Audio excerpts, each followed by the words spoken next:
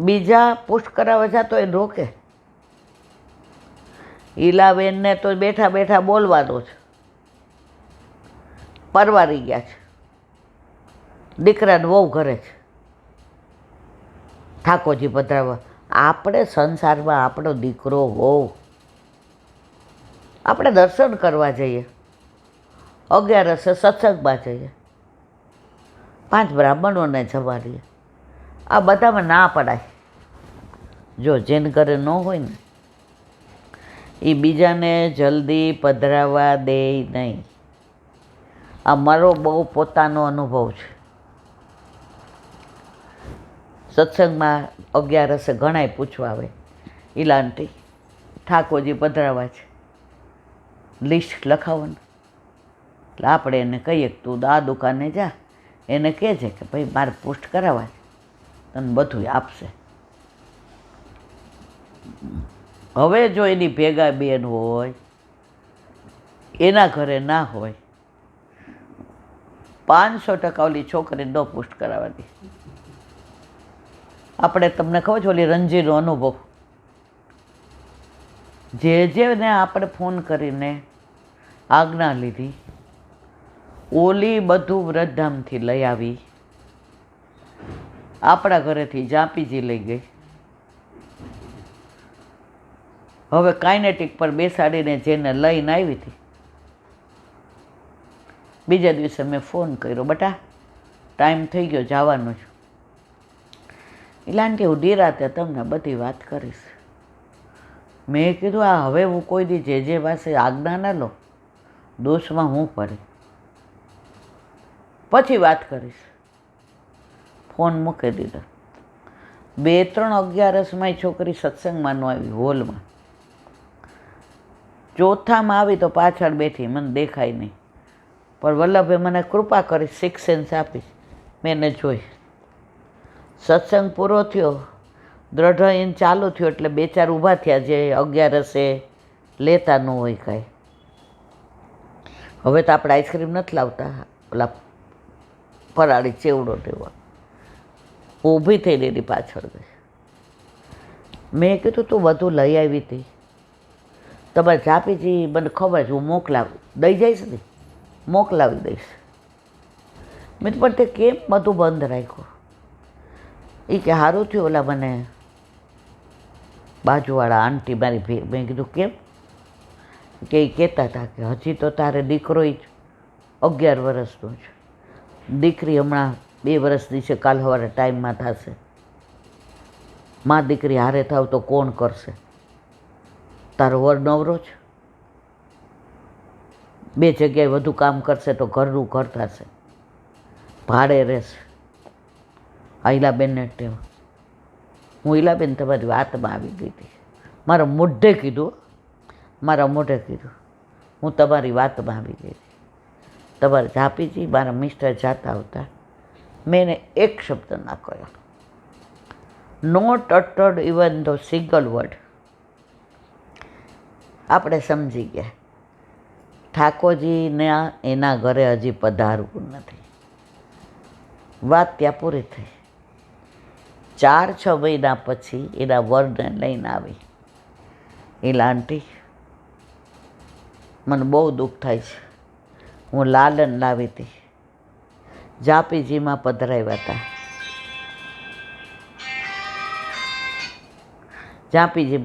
હતા, બધી તૈયારી હતી, રેશમી ચણિયો ચૂંદડી પહેર.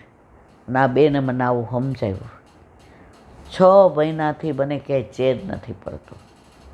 મારા મિસ્ટરે 2-3 વાર મને કીધું, રણજી આપણે ખોટું કર્યું, આપણે કોઈની વાતનું શું માનવાનું?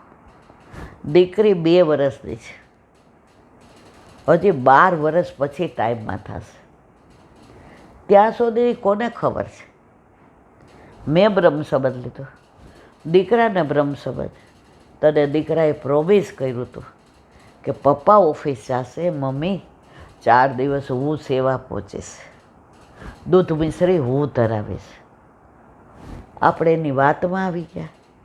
6 મહિનાથી આંટી અમારા ઘરમાં બધી રીતે અમને વ્યથા છે. અમને ક્યાંય ચેન નથી પડતો.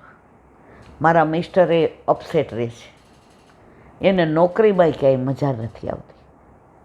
એટલે મેં તમને મજા આવે એટલે ઠાકોરજી પુષ્ટ કરાવવા છે. કારણ કે મારી છટકી હતી. શું કામ? કે તું આવો તને દુસંગ લાગ્યો, તને કોકે કીધું ને તું મને કે હવે તમે ભેગા તો હવે ભૂતો ન ભવિષ્ય તારી રીતે ઠાકોરજીની પુષ્ટ કરાવવાની આજ્ઞા લઈ આવ, તારી રીતે કરાવ.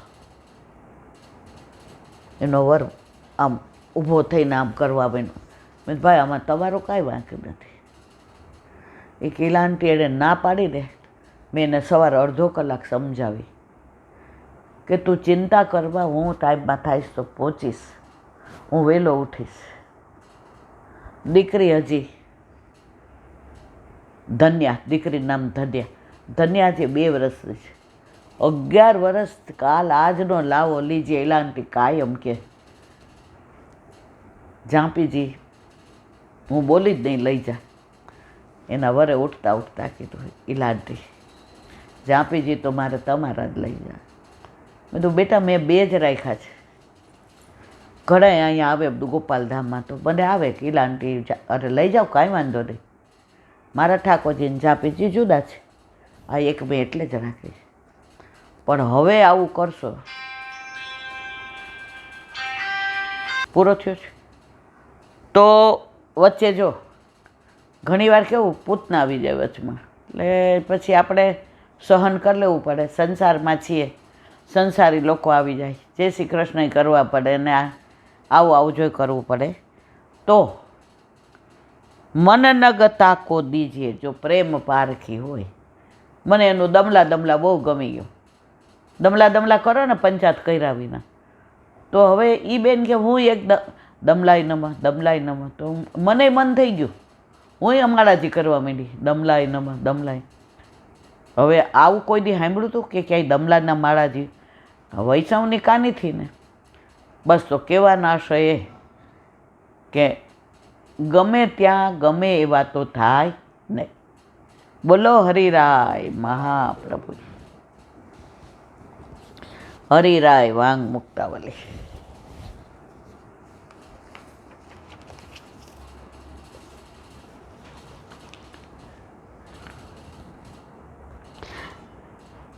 અતસ્તેભ્યશ્ચ દ્વિધાય પ્રેમ સેવા પ્રસાદયેત તસ્યાધિકારૂપત્વાતા અધિકારિણી કરૂપિણી તનુવિત્તયુતા સેવા સમર્પણ ફલાહિસા.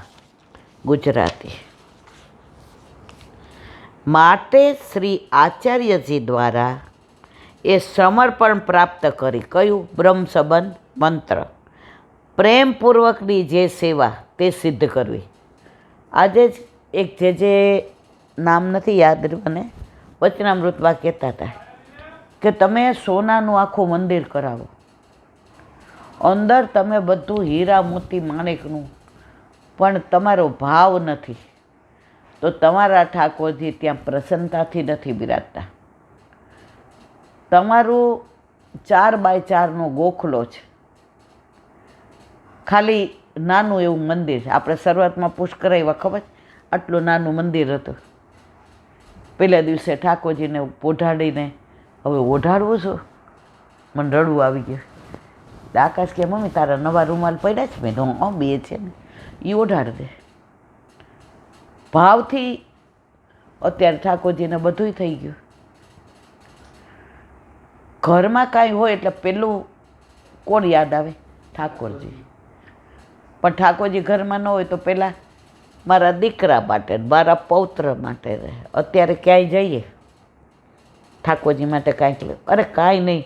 આપણે ક્યાં ગયા હતા? ઓલા પંચમઢી. હવે ત્યાં કાંઈ ન મળે તો ઓલા ચાંદીની દુકાન જોઈ, તો ચાંદીના કંઈક વેણોજી મજા ન આવે. ઘૂઘરો ઓલા બાજુવાળા કે એલા બેન અહીંથી લે. અલા ભાઈ મારા ઠાકોરજી ઘૂઘરો લઈને જાઓ, એકવાર વગાડે રાજી થાય.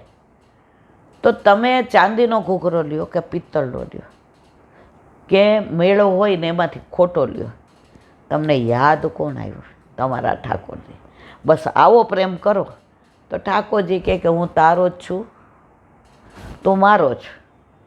એટલે તારે હવે તારી ચિંતા કરવાની જરૂર નથી. ચિંતા કાપી ન કાર્યા નિવેદિતાત્મ કદાપિતિ ભગવાન અપી પુષ્ટિસ્તો ન કરિષ્યતિ લૌકિકમ જગતે. પ્રેમપૂર્વકની જે સેવા તે સિદ્ધ કરવી એ સમર્પણ અધિકારરૂપ છે. એટલે કે યોગ્યતા ઉત્પન્ન કરનાર. જ્યાં સુધી તમે સમર્પણ ન કરો, એટલે કે બ્રહ્મ સંબંધ ન લો, ત્યાં સુધી સેવાના અધિકારી નથી. ઘણાય મને એમ કે તમારે જેવી સેવા કરીએ છીએ પણ પોસ્ટ નથી કરાવાયેલા બે, પછી ક્યાંક જાય એટલે ગળા બંધ રહે. હજી એમને 84 લક્ષ યોનિની ગળા બંધણીમાં રહેવું છે, એટલે એ પુશ નથી કરાવતા. એને એમાંથી છૂટવું હશે, પુશ કરાવશે. ઉનકી મન કી વે જાને મેરે મન. જો સેવા પુષ્ટ કરવામાં આગ્રહ ન હોય, અનાગ્રહ ન હોય, હઠાગ્રહ ન હોય, તમે કરાવો. તમારા ઘરે ઠાકોરજીને પધારવું હશે તો તમને મન થશે. નહીં પધારવું હોય તો તમે કાળમીંડ પથ્થર ઉપર ગમે એટલું પાણી ઢોળો, એમાં પથરા ઉપર કાંઈ અસર થવાની નથી. એટલે એ સમર્પણ પછીની જે સેવા છે તે અધિકારવાળી, એટલે કે સત્તાવાળી સમર્થ બને છે. આપણે સમર્પણ કર્યું હોય બ્રહ્મ, તો આપણે બ્રહ્મ સંબંધ લીધું હોય તો કાની કોની આપીએ? વલ્લભની. હવે વલ્લભે બ્રહ્મ સંબંધ જ નથી આપ્યો તો તમે ઠાકોરજીને ભોગ ધરાવો, કાની કોની? તમારી આપો. સેવા કોના ભાવથી કરો? તમે વલ્લભને જ ઓળખતા નથી, વલ્લભને વચ્ચે લાવ્યા નથી, ગળામાં કંઠી પહેરી નથી, તો મર્યાદા માર્ગે કરો, મૂર્તિ માનો, કાંઈ વાંધો નહીં. તમને જે ગમે એ તમે કરો. વલ્લભે કહ્યું છે બ્રહ્મ સંબંધ લઈને સેવા કરો, તમારી ઈચ્છા, પણ વલ્લભ આવું કહે છે. તે અધિકારવાળી, એટલે કે સત્તાવાળી સમર્થ બને છે. કઈ? બ્રહ્મ સંબંધ લીધા પછીની સેવા. એવી જે તનુજા વિત્તજા સેવા તે વાસ્તવિક, એટલે અંતઃકરણપૂર્વકની સમર્પણ ભાવનાને હૃદયમાં જન્મ આપે છે. એટલે પછી માનસી સિદ્ધ થયા વિના રહે નહીં.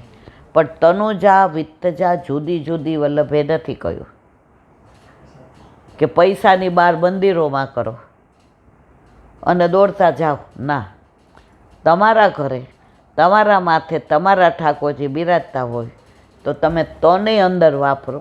તમારું મન તો જવાનું જ છે તન વાપરો એટલે, અને ધન પછી એની અંદર ખર્ચાવાનું છે. તન મનને ધન જ્યાં વપરાય, વપરાય નહીં, વિનિયોગ થાય. વપરાય તો મર્યાદામાં વપરાય, પાછું ન લેવાય. વિનિયોગ થાય બધું આપે છે. આજે તમે લસ્સી ધરાવી તો ઠાકોરજી તરત અતરામૃત કરીને આપે કે ગરમી બહુ છો, બપોરે ચા ન પીતી, જો ફ્રીજમાં લોટો ભરીને તે મને ધરાવી હતી ને, મેં અધરામૃત કરીને આપી, પી. હવે આપણે કહીએ કે બાપ મને આમ થશે, કાંઈ ન થાય. ખાટી લસ્સી તમે સેજ પીઓ તો તમને કાંઈ થાય. આ તો ઠાકોરજીનું અધરામૃત છે. ભાવ ફરી ગયો. એટલે તમારે અંતઃકરણમાં જે ભાવ આવ્યો, મારા ઠાકોરજીનું અધરામૃત લઉં છું, આ ભાવ ક્યારે આવે? જ્યારે તમે બ્રહ્મ સંબંધ લઈ વલ્લભની આજ્ઞા પ્રમાણે સેવા કરો તો તમારામાં આ બધા ભાવ આવ્યા વિના રહે નહીં. બોલો વલ્લભાધીશ.